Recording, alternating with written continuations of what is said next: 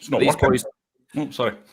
Good morning, everyone, and welcome to the Rangers Review morning briefing for Wednesday, the 8th of December. Slightly later time this morning due to the Rangers pre-Lyon press conference that our man Joshua was attending. He was speaking to Giovanni van Bronckhorst and John Lundstram. Johnny McFarlane and Joshua Barry alongside me as ever this morning. Remember, folks, if you're watching us on YouTube, thousands of you are now. Thanks very much for your support. And if you haven't already done so, just hit that subscribe button so you'll never miss a video. As I mentioned, Joshua was at the press conference for us. Joshua, the main takeaways from what the manager and John Lundstram had to say. Well, obviously we have up on the site, Derek, the full transcripts of both. But in terms of main takeaways, I thought the most interesting thing from Van Bronckhorst was when he was speaking about the development of his side, and asked him about that, and he said it was really down to the willingness of the players really being open to new ideas. Mentioned as well the importance of team meetings, obviously kind of relating to the lack of time they've had in the training pitch, despite the 4 wins. Van Bronckhorst hasn't had, a couple of weeks to really just mould his players into the shape he wants to play with, and the roles that he wants those players to fulfill. So that was interesting. Looked ahead to Lyon, obviously a tough tie against one of the best teams in the competition, despite their kind of domestic frailties at the moment. John Lundstram spoke about really the competition in midfield. Obviously, there's now seems to be, we can imagine based on the Livingston game and the Dundee game, that Rangers will play with more 2 advanced 8s, less defensive responsibility in those roles, more offensive responsibility to get beyond the striker.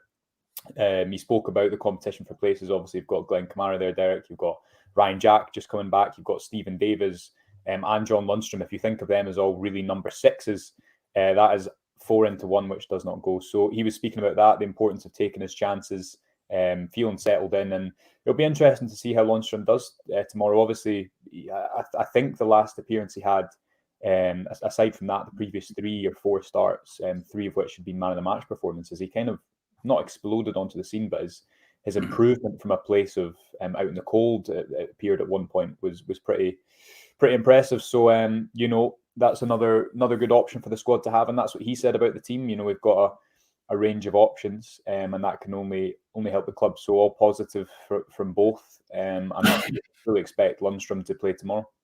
Yeah, John, it was interesting to hear him talk about Peter Bosz. I never knew they were at Feyenoord together. He says he's learned a great deal from him. So that's adds another little caveat to the game tomorrow. I'm sure that Van Bronckhorst will be looking forward. He said himself he looks forward to challenges like this, pitting his wits against some of the most technical teams, some of the best teams in Europe. How do you see it going? Yeah, it was really interesting, that answer, Derek. I didn't know that their paths had crossed so closely. Peter Bosz was his captain when he first broke through into the team at Feyenoord back in the 1990s, late 1990s, and he said that he was extremely good to deal with and helped him a lot as a young player. And then when he went back to Feyenoord as a manager, having left Barcelona and captained the Netherlands to the World Cup final, he was the technical director, Peter Bosz. So they were intrinsically linked in terms of the work they were doing for the club. So clearly a lot of respect there, and a very good level of friendship between the two of them. So it'll be really interesting to see how that plays out. But it's quite clear Lyon are in the same boat as Rangers. They've got a tough league campaign at the moment. There's always pressure at Lyon. It's a big club, and they've got a lot of injuries. So I would expect both sides to be quite significantly different to the ones that you would expect to see in full pelt. We'll have a lineup prediction going up, so I don't want to give too much away. But exclusively here right now, I'll say that I think John Lundstram will start. Well, I was going to bring him up, Joshua. Of course, he was put up for the press this morning. Spoke well. I've not heard from him recently, and he's not featured much of late either. He started his Rangers career a bit iffy, shall we say. He then won fans round with some impressive displays, some Man of the Match awards as well. He's slightly been he's been benched, of course, recently, not featured. Is this an opportunity for him to really stake a claim, looking ahead to Sunday, perhaps? Yeah, good talker there. He seems very genuine, Lundstram. I always think that, and the answers he gives in press conferences really comes across as a genuine guy. There's no kind of cloud about his answer, just quite straight to the point and honest, which is always nice to deal with. In terms of where he's at in his Rangers career, it's a difficult one because obviously it looked as though under Gerrard, under that in those final 3 games, I think the man of the match performances we referenced are Dundee, Hibs, and Hearts. The Hearts game, obviously, where he scores the goal and put in a really combative display. But what Lundstram spoke about at the press conference today was, the manager wants to play with a 6. Sometimes it'll be 2 6s, but as a midfielder, he's going to have to be combative, want the ball, progress the ball, and that doesn't change. And that's something that he's spoken about before when he's been asked in press conferences. Look, how different is this role compared to the one you've played? And I think that attitude will serve him really well. I don't see him playing the kind of Scott Arfield role and going beyond. But I think if there's one thing that we've learned from Van Bronckhorst already is that he's not going to be as rigid in his approach. And that's obviously something supporters have been quite used to, which brings different benefits. I think Van Bronckhorst will be more reactive to the opposition. You see him with the roles of Borna Barisic and James Tavernier. I think he will kind of mould the team to get the best out of individuals, even if that means slightly unorthodox shapes at points in certain phases of the game. So I think Lundstram, he's 27. He won't want to have a year where he's on the bench a lot. He's at the prime of his career, I think. So it'll be interesting to see what happens over the next few weeks. But I think we all know that's surely no bad thing to have lots of players wanting to get into the team, because that hopefully brings the best performances out of the players that are in the team and the ones that are trying to break in. I'm just going to come on that. I would not be in the least bit surprised to see John Lundstram go out potentially on loan in the summer. I'll just explain that, why I think that. I'm just looking at that midfield, and I've been thinking about that a lot. I think the majority of the games in Scotland, Rangers are going to play with a 6 and 2 8s. I think, Joshua, you'd probably agree with that. There will be times when they go to Aberdeen, they go to Hearts, they go to Celtic Park, they'll play 2 holding midfielders, and obviously Europe. But I think the vast majority of the time they're going to play 1, and I think that 1's going to be Glenn Kamara most of the time. I think we'd all agree that he's probably the best in that position. Stephen Davis is obviously good as well. But for me, that means that there's going to be very, very difficult for John Lundstram unless he repositions himself as an all-action box-to-box 8, which, that's initially what we thought he would be. But at the same time, that he's not really kind of lived up to that in his time at Rangers so far. And on top of that, there's Scott Arfield, there's Joe Rebo, there's Yanis Hadji. There's a lot of competition in that slot. So while I think Lundstram was a key part of the Gerrard Beale vision for Rangers in terms of what he gave, in terms of his power and his physical dominance in there, I'm just not convinced that who he usurps. Ryan Jack's there as well. Juninho Bacuna's there. Is he better than Ryan Jack? Is he better than Glenn Kamara? Is he better than Stephen Davis? Okay, you might say no, but he could play in the number 8 role. Well, you ask yourself the same question about the players in there. I suppose we don't really have the answers to that, but is he going to get the time to show what he can do? I think it's a critical period for John Lundstram. And if he gets a chance in games like tonight, it'll be games like tonight that decide whether or not... Tomorrow night.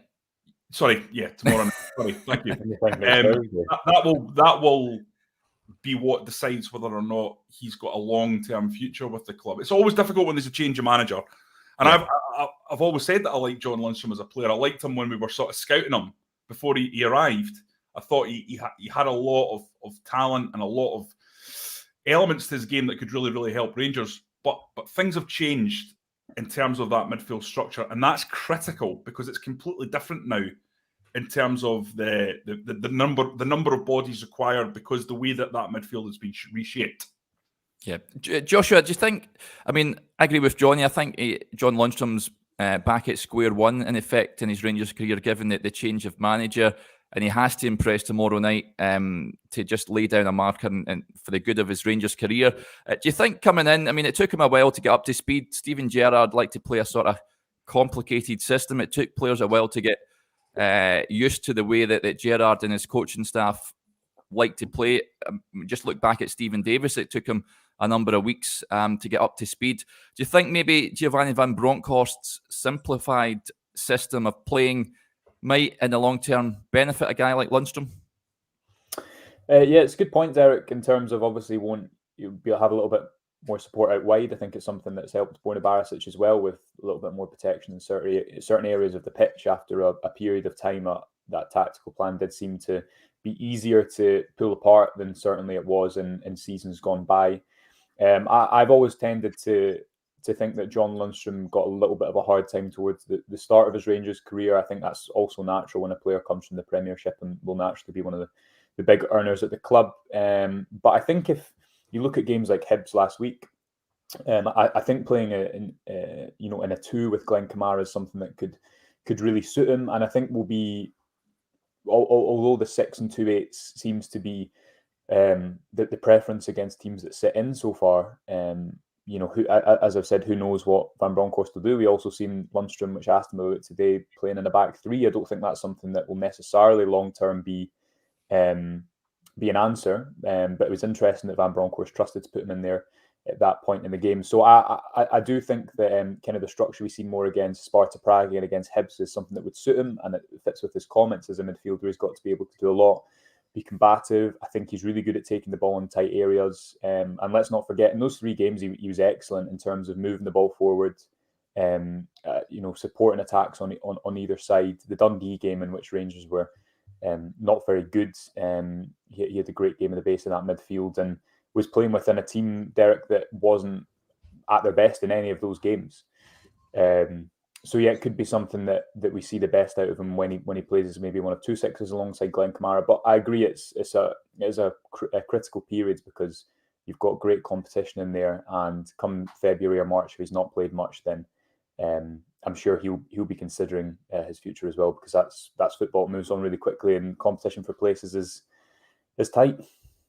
Yeah, absolutely. A question here from the gallant pioneer. I wonder if Bassey will retain his place at centre-back or Balogun will get the nod. Balogun hasn't travelled. Van Bronckhorst confirmed that in his pre-match press conference. You can find the whole transcript of that, both Lundstram and Van Bronckhorst press conference, on the Rangers Review site, folks. But Balogun hasn't travelled. And for me, I think we've touched on this, Johnny. Calvin Bassey, for me, he doesn't... not done anything wrong. If anything, he's impressed game on game, and it's his shirt to lose. Balogun doesn't come back in for me.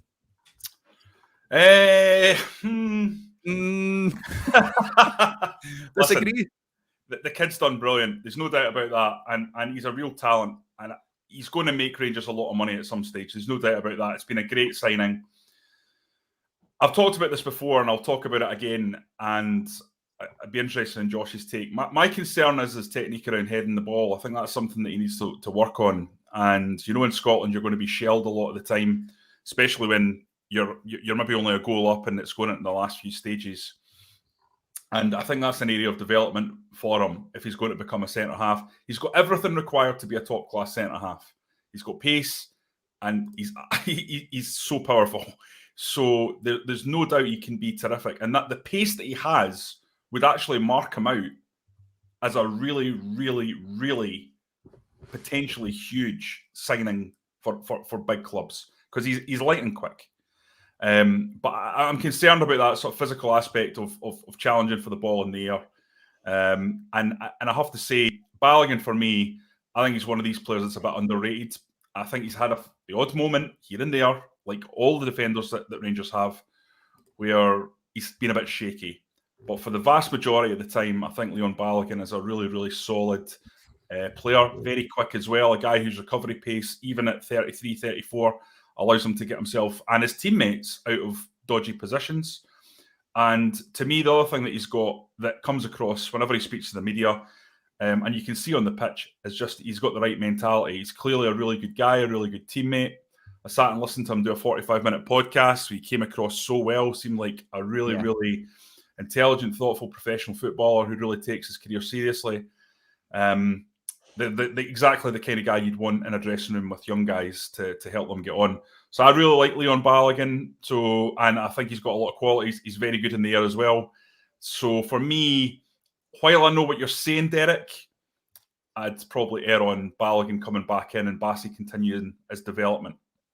Okay, interesting. And before we talk about Joshua's very interesting piece on the improvement of Borna Barisic, Giovanni van Bronckhorst was asked in his press conference about the fans being messed around, shall we say, with regards to heading out over to Lyon, and how he was, if he's surprised, and what he makes of the fans that travel the team far and wide. And I liked how he brought up that first game away to Shelbourne, an absolute madcap game, and Rangers were 3-0 down and they came back and won 5-3. I mean, the guys played in World Cup finals, Champions League finals, you name it, and to remember a game like that, it's one that sticks in the mind.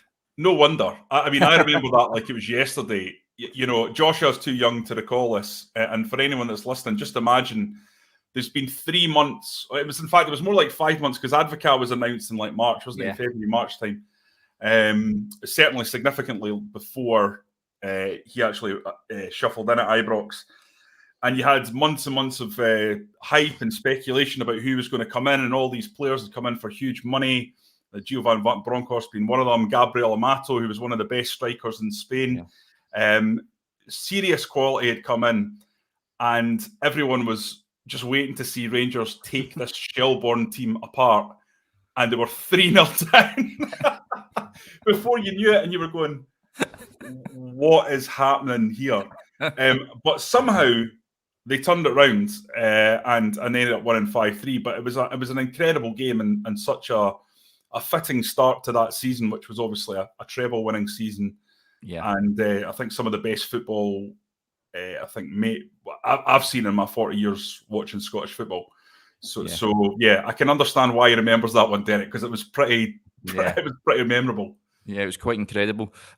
Joshua, then you've got a fantastic piece on the website this morning. Folks, go and check it out, rangersreview.co.uk. And if you haven't already done so, go and subscribe. It's only £2.99 a month. Joshua, fill us in then. How much has Borna Barisic improved since the arrival of Giovanni van Bronckhorst? Well, obviously, Derek, with the caveat that it's quite a small sample size, but within that small sample size, you can still, I guess, draw some conclusions based on what we've seen from Borna Barisic throughout the season compared to now.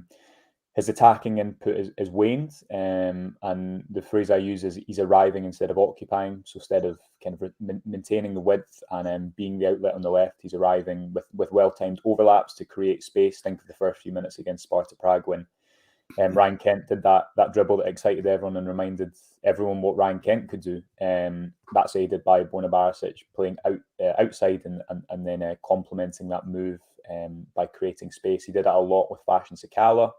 And what I think he's doing, Derek, and we've seen a lot against Dundee, is because Rangers are only playing 1-6, he's dropping into the back line to kind of form a 3 and build up. He's got really good angles alongside Goldson from that position. That means he can also kind of tuck inside. There was a lot of times he cleaned up on Saturday, as well as, I think, by simplifying his defensive role and having a player in front of him, he's less exposed to the width. And subsequently is better defending crosses. He made a lot of headers. There was also a couple of times, I don't know if you remember, there was an occasion on Saturday when Goldson and Bassey both attacked the same ball and were out of position. It was a situation with a long ball that against two centre-halves Rangers have traditionally struggled this season.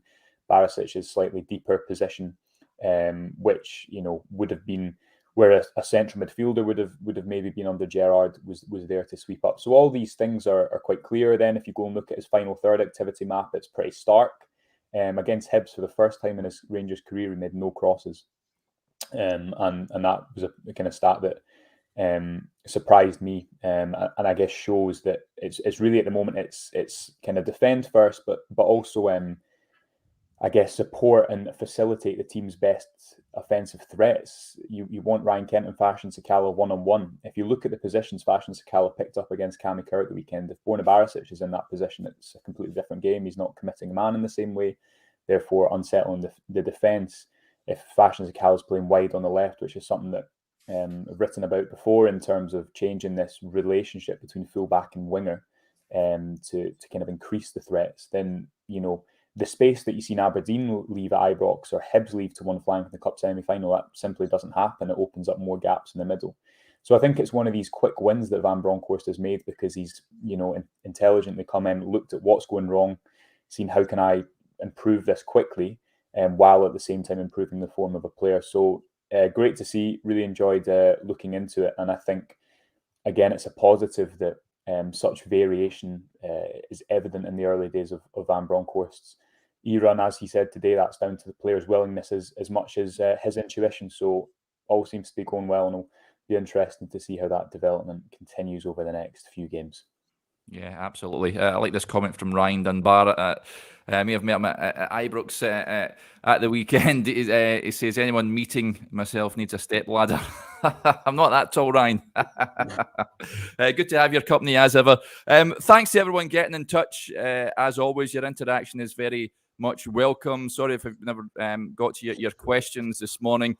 Make sure you tune in tomorrow morning and pose those questions, and we'll try and get to them. Remember, if you've not already done so, if you're watching us on YouTube, just to hit subscribe so you'll never miss a video, and also subscribe to the Rangers Review now to support top quality journalism covering the club you love. Only £2.99 a month. Just head over to rangersreview.co.uk/subscribe. Okay, we'll be back tomorrow for a look ahead to the match in Lyon, but until then, enjoy the rest of your Wednesday.